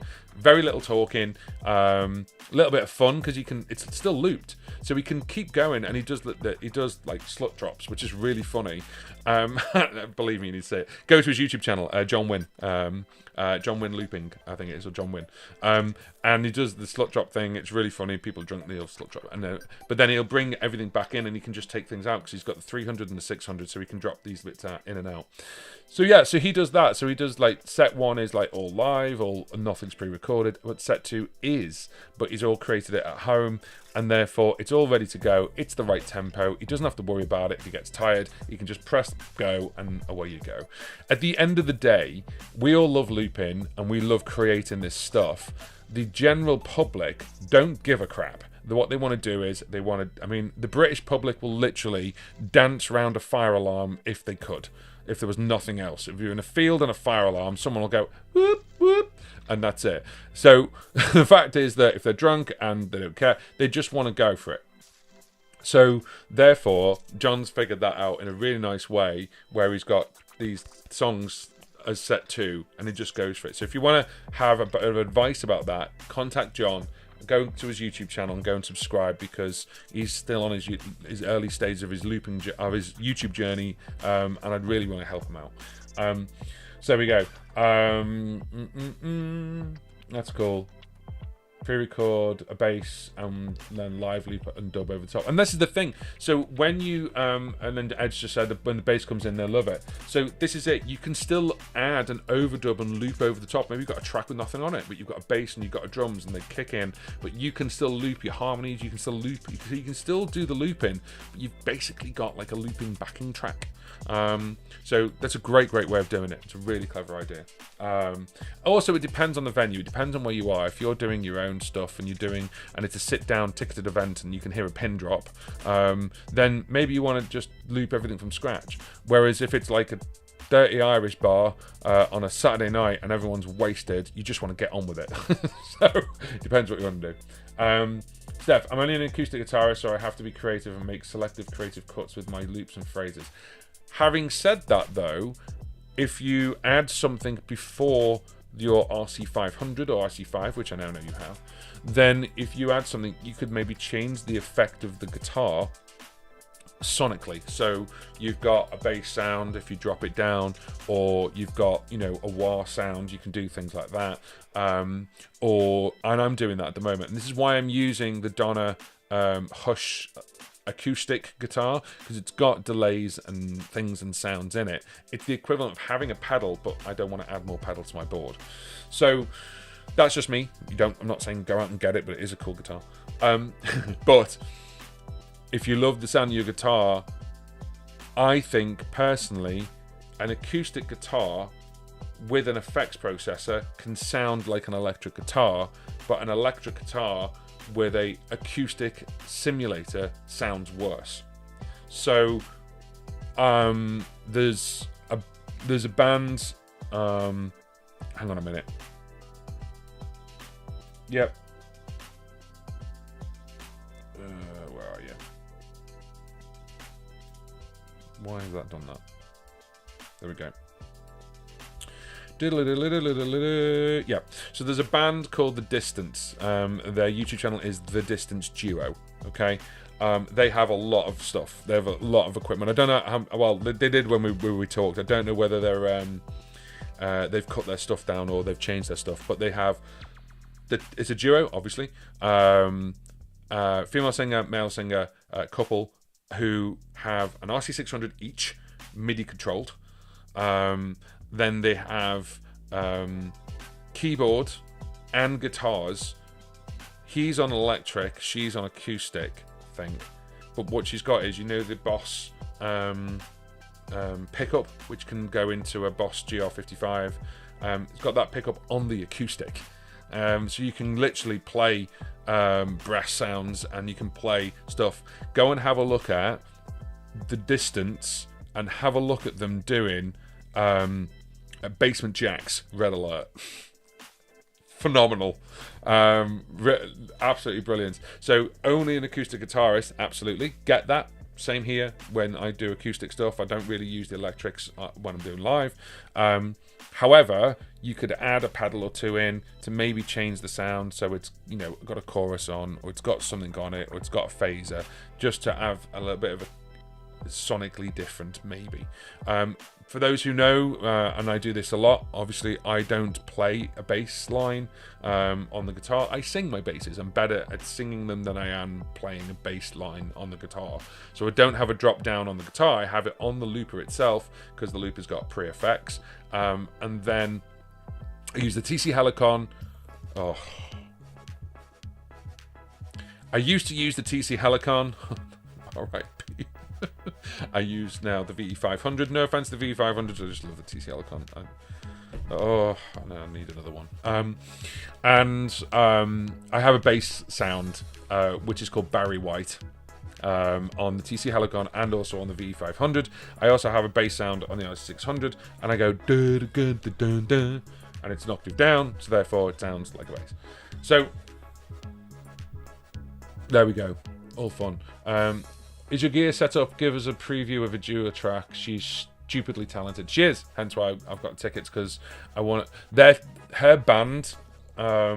First of all, live, didn't know it was a band until I saw that on Glastonbury, and introduced the band. The band have been with her for years.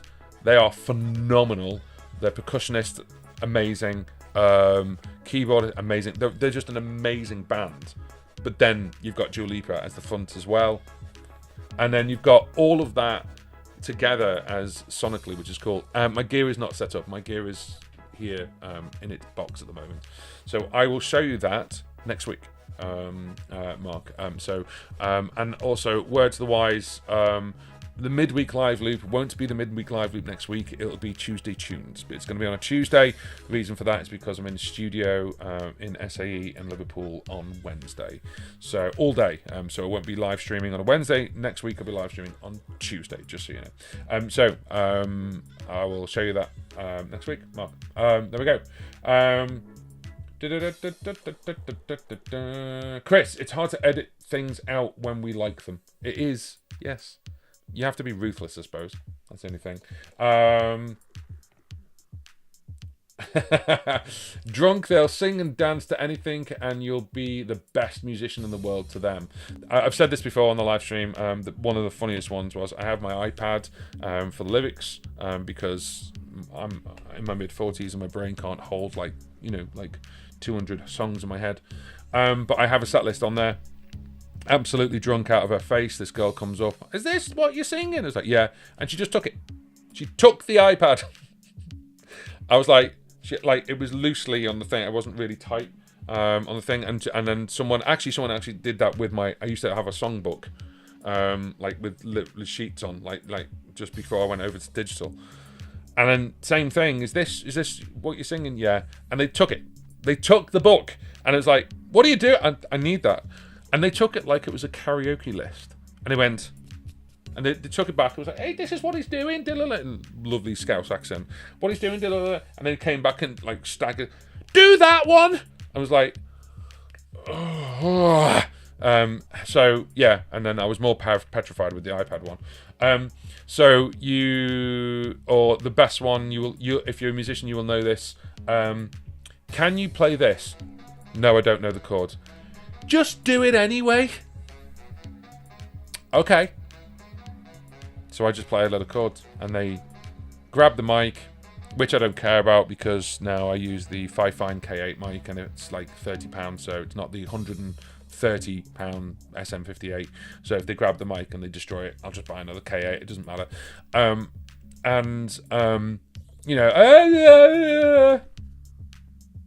Just remember you're getting paid. Getting paid for this.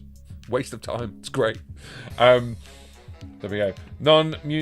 Most non-music people don't even seem to know what looping is. This is it. They don't. And the thing is, they go, and I've done a full-blown 2-hour show with all looping, no backing tracks whatsoever, and someone came up and went, hey, you're playing to a load of backing tracks there, lad. No. And then, it's disheartening as a musician, but they don't care. They're just out for a drink with their mates. They don't care. Yeah, dude. R.I.P. TCH. Absolutely. Yeah. I'm gonna contact TC Helicon, even though they've been bought out by this other company that is now a conglomerate, and they don't seem to do much with TC Helicon anymore, other than make sound audio interfaces. Why? There's enough of them in the market. Make the vocal stuff that we all love.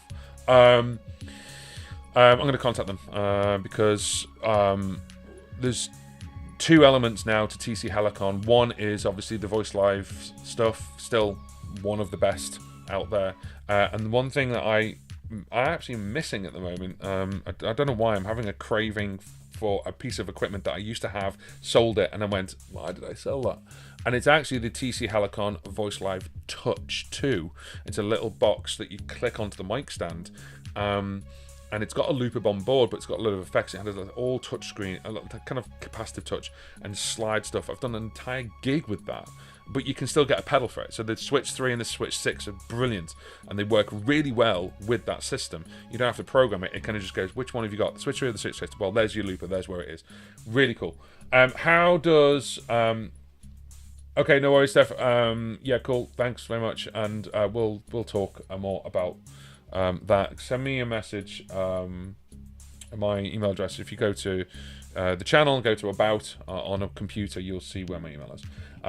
How's the Boss VE compared to the TC with the guitar harmony? Is it like the 600? No, it's a bit better than the 600. It's a bit better than the 600. However, it's too quick to... it's too accurate. I know that sounds really odd, but it's not picking up... For me, personally, it's probably because I'm playing Dadgad, so it's a bit confused anyway.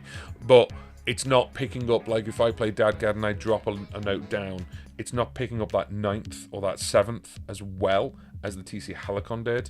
And then if I go, and then one of the harmonies will go, a little drop there.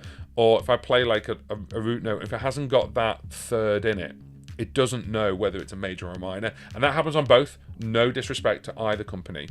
However, if I play that and I drop a note down, because I do that because it sounds quite Celtic-y and everything else, sometimes you'll hear, it's trying to figure out like where to go. So then I need to put the third back in, and it goes, and it goes back into it. So yeah, so both of them do that. The VE is cool. It is a cool thing. The advantage is if I do a loop and I do it to I create a loop live, I do it to so many beats per minute, and then everything else, and then it figures out what the BPM is on MIDI. That is the one thing that is really cool, certainly when you've got delays, like delay sounds on it, but I'm not really using those delays anyway. But yeah, I'm not using it to its full potential in the sense of what it can do on its own. I'm kind of using it just to obviously get the effect sounds. The radio sound is perfect. Really lovely. Yeah, it's part of the Behringer family. It's not Behringer. What's the company? If you have a look at it, so I'm finding it now. So you go to tchelicon.com and then you go to the bottom. What's the company? It's basically the company that now add on to. It's Music Tribe. That's it, Music Tribe. So Music Tribe owned the following: Aston Microphones, Midas, Lab Gruppen, Tannoy, Turbo Sound, TC Electronics, TC Helicon, Behringer, Carl Technic, Berger, Lake, and Cool Audio. And you guys are going to have to wait there because someone's just rang my doorbell.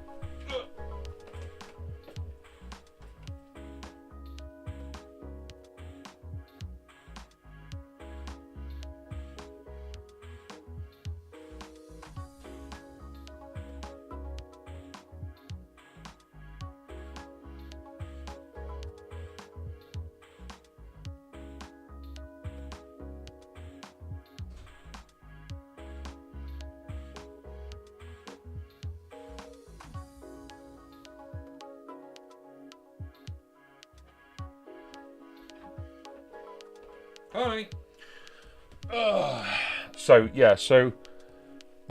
Where was I? Yeah, basically, all those brands are owned by Music Tribe, and Aston Microphones, absolutely love.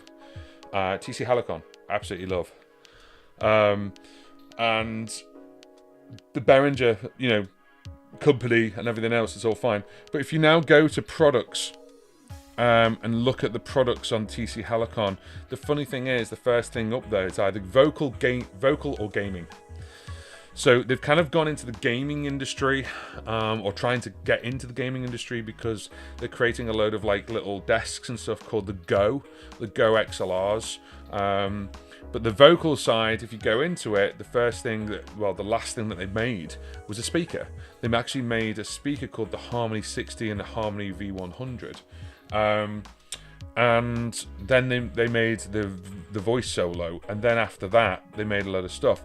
But it's like best sellers is Go XLR, Blender, Go XLR WH, and it's all these kind of like gaming, like super like high-end looking, like lots of colors and mixer basically for gamers. And then further down, Voice Live 3 Extreme, we were all waiting for the Voice Live 4, man. I was so much waiting for the Voice Live 4, and then they got bought by Music Tribe, and then we saw nothing, and we still haven't seen anything. The Voice Live Play, the voice tones, if anyone remembers them, the like, individual pedals. I had the voice tone H1, Harmony 1. You click it, and you didn't have to set a key. You just basically said third up, go, and just press it. So the algorithm inside the TC Helicons for harmonies, when Craig and the other guy, was it Dan, who basically were the forerunners of TC Helicon. TC Helicon was an arm of TC Electronics, and TC Helicon was about 11 people. Honestly, it was about 11, 12 people. That was it.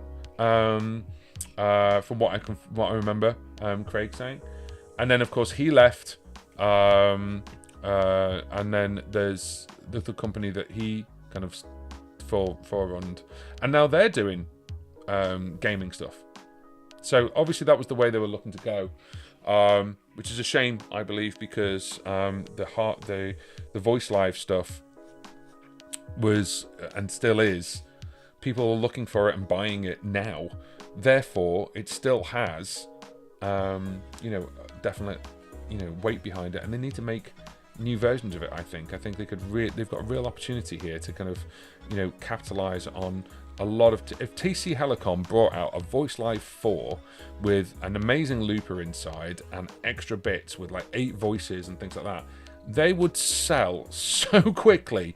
Like they would and it had the same had the same engine but updated, like with 32-bit flow and quality and everything. They would sell so bloody fast. They really, really would. So TC Helicon, I do musician, and then they do recording and broadcast. But let's face it, it's for the gaming industry. So they need to add that harmony feature to an update to the RC600. They don't, and they won't. I've looked into this. So the harmony feature on the RC600 is good. However, it doesn't do the autoplay that everyone was expecting. Ironically, the harmony with MIDI will, so you can play the chords and it will harmonize automatically.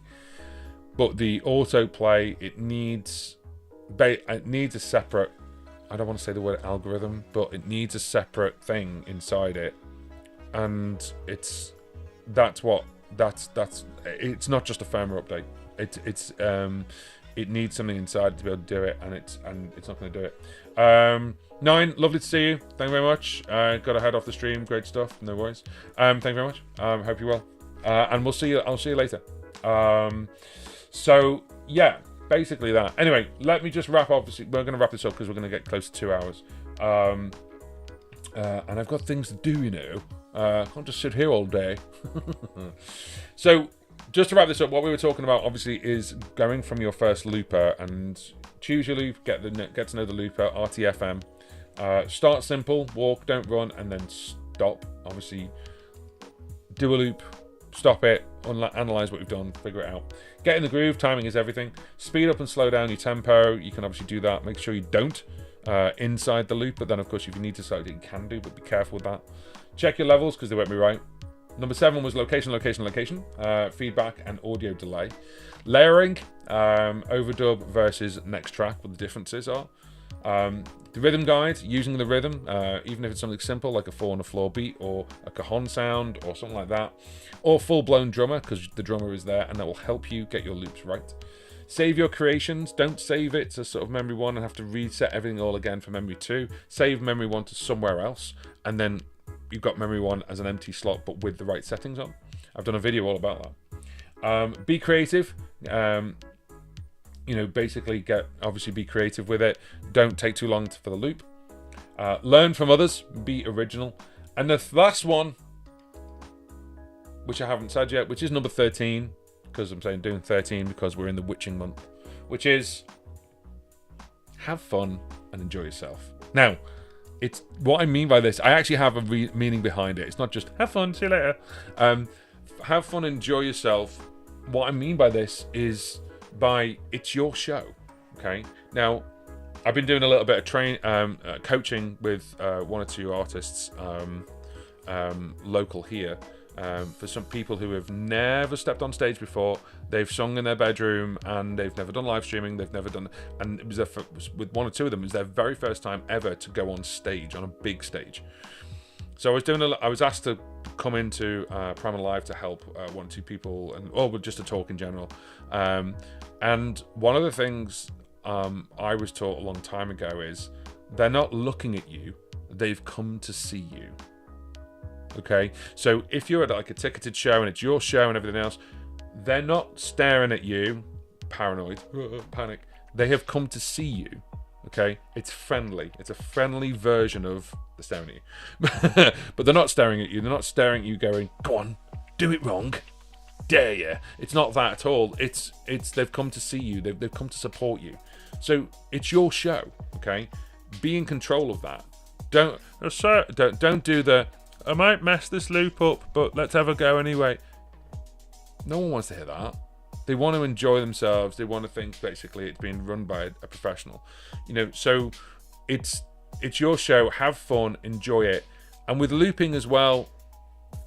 In that's generic, but with looping specifically, have a bit of fun with it. Don't take it too seriously. You'll always get, you know, something wrong, or something will happen, and you like just rock with it. Or the worst thing you can do is halfway through go, oh, I didn't like that, and you delete the entire thing because it's just an absolute showstopper, as in the wrong kind of showstopper, as in a show killer. So try and obviously work with what you've got. And obviously have fun and enjoy yourself. Now, if you want to learn a little bit more about looping, then I have a course, and that course is called How to Loop Like a Pro. I've just put it in the chat. It's also in the description box of this video. And then if you want to go from the very, very basics right through to some pretty advanced looping techniques, it's actually 2 courses smashed together, and it's cheaper than most pedals these days, which is £48. Thank you very much to those who've already signed up to How to Loop Like a Pro. You can access it obviously from my website, which is johnpaulmusic.co.uk. But I have a QR code that's on screen, which apparently isn't showing, but hey ho, it's in the description box. It should have just gone in the chat as well. And thank you for those who are actually you know, using it and getting something from it, which I'm really, really happy with. And then the last thing is this live stream. This live stream is sponsored. It's sponsored by our friends over at DistroKid. So that's gone in the chat as well. There's a link in the description box. If you are looking at releasing music, imagine we're now, the 23rd of October. If you signed up today using my link, you'll get 7% off, and you can release music as much as you want to until the 22nd of October next year. So Halloween, Christmas, Easter, New Year, I've gone the wrong way around, summer, all these different elements of time that you could obviously release music, and you can release as much as you want to. You could release 20, 35 track albums if you really, really want to. And I've also got videos on obviously how we used the live stream to release albums, and we've done that. We've done basically I've got Looping My Brain, which is when we do the midweek live loop and we make songs, and I create songs on the fly, and I've taken that audio and just released it. So you can do things like that right through to, you can release incredibly structured stuff, you could release acoustic stuff, you could release covers, as long as you get the right license for it, and they can help you get that license as well. So thank you very much to DistroKid for sponsoring this live stream. If I've missed anything out, and of course you've got questions and you're watching on the replay, put it in the comment section below. Give this live stream a thumbs up. That really helps me, and it helps the channel grow. I'm gonna do a stupid thing. There we go. Yeah. The Apple Mac. What happens if I do that? Oh, nice, sweet. There we go. So yeah, so obviously give this obviously a thumbs up. That really, really helps. And I hope this has been useful for you as well. As I said, next week's live stream, we'll be back onto performing, and that is going to be on a Tuesday. That's going to be Tuesday Tunes. The reason for that is on Wednesday we're recording I don't mind telling you, we're recording a Christmas song for Primal Live to help with homeless people and homeless shelter. So I basically sing for shelter. So we're recording that track with the amazing Sam and Jordan and Serenity and everyone who's involved with it. So obviously I will see you next Tuesday. But I've got a couple of things that are coming out on the channel. I hope you enjoy them, and thank you very much for your time, and we'll see you next week. Be kind to each other. Bye.